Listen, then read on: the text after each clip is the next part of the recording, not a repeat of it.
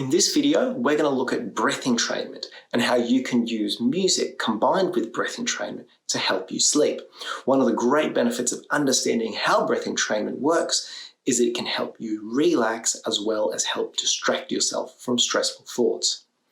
I'm Dr. Thomas Dixon, expert in the science of music. Here at Biohacking with Music, I'm going to show you how you can use music as a tool to thrive. Entrainment is a process where two things synchronize. It could be, for example, when you're listening to music and your foot starts to synchronize or tap to the beat. Another example is when you have two metronomes and they're out of sync, eventually they start to sync together. In the military, when individuals cross a bridge, they're told to march at their own pace because there's a tendency for soldiers to all march together in sync. And these are all forms of entrainment. Now, another form of entrainment, which we're going to cover today, is called breath entrainment. And what breath entrainment entails is where your breath would synchronize to the music. For example, if you have very slow music, which has a pulse that you can recognize, maybe you breathe in with the pulse and then breathe out with the pulse of the music. For example, if the music went 1, 2, 3, 4, you might go breathe, 2, 3, 4, breathe out, 2, 3, 4, breathe in, 2, 3, 4, breathe out, 2, 3, 4. And what you're doing is you're synchronizing your breath to the music. Now, this is particularly beneficial for music that's very slow paced. What you can do is if you're breathing along to music that's, say, 40 to 60 BPM, and you're breathing it every 4 counts, it would be a very slow breath, and by slowing down your breath rate, this might encourage parasympathetic activity, which is your rest and digest activity. Now, when doing these types of breathing exercises, what I would be focusing on would be doing deep, shallow breaths. So by deep, I mean using your diaphragm, so very low breathing, but shallow. So not taking in all the air you can because you don't want to hyperventilate. What you want is to take in a comfortable amount over a slow amount of time. So with those 4 beats, breathing in slowly and breathing out slowly. Now, if you start feeling a little bit dizzy, it might mean that you are over-breathing or that you're under-breathing. So in these circumstances, just adjust your breath rate so that you feel more comfortable. But the overall effect is that you will have slowed down your breath rate, which can encourage relaxation.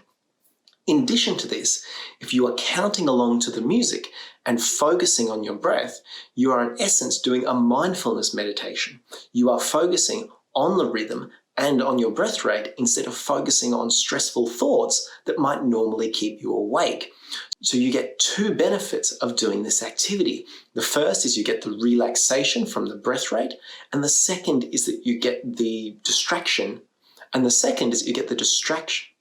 And the second is that the activity distracts you from stressful thoughts. Now, both of these happen intuitively with music. However, by including these breathing exercises through breath rate entrainment, you may be able to further the effects. Now, this might be another reason to avoid using music with lyrics. Now, whilst music can demand more cognitive load, as in they have greater attention requirements so they can be distracting, the other reason to avoid music with lyrics is that you might start singing along to it. Now, if the singer is singing in a pace that isn't relaxing and isn't encouraging slow breath rate, well, that might not be conducive to sleep.